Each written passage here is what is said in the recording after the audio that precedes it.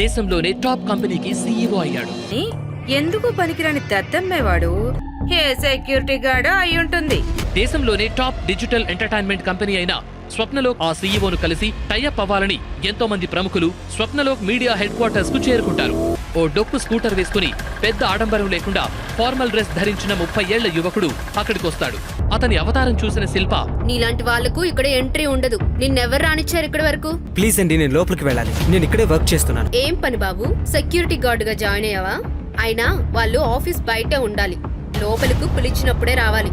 ముందు నువ్వు అడ్డులే. కొత్త సీఈఓ కోసం మేమంతా ఎదురు చూస్తుంటే అని అతన్ని పక్కకు నెట్టేస్తుంది శిల్ప. హలో మేడం, నేను ఈ కంపెనీకి కొత్తగా వచ్చిన సీఈఓను. పక్కకి తప్పుకోండి. వెల్కమ్ సార్, మీరెంతసేపు అయింది వచ్చి? అంటూ ఫ్లవర్ బొకే ఇచ్చి సాగర్ ను సాదరంగా ఆహ్వానిస్తుంది. ఇడియట్, ఎవరిని ఆపేవో అర్థమవుతుందా?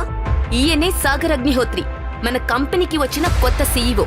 మరి సాగరే కొత్త సీఈఓ అని అఖిల కనిపెడుతుందా? తను సీఈఓ అనే విషయాన్ని అఖిలకు సాగర్ ఎందుకు చెప్పట్లేదు? ఇంట్లో అంట్లు తోముకునే సాగర్ ఒక్కసారిగా సీఈఓ ఎలా అయ్యాడు? అసలు సాగర్ బ్యాక్గ్రౌండ్ ఏంటి అనేది తెలియాలంటే పాకెట్ FM డౌన్లోడ్ చేసుకుని కింగ్ ఆడియో సిరీస్ వినేయండి.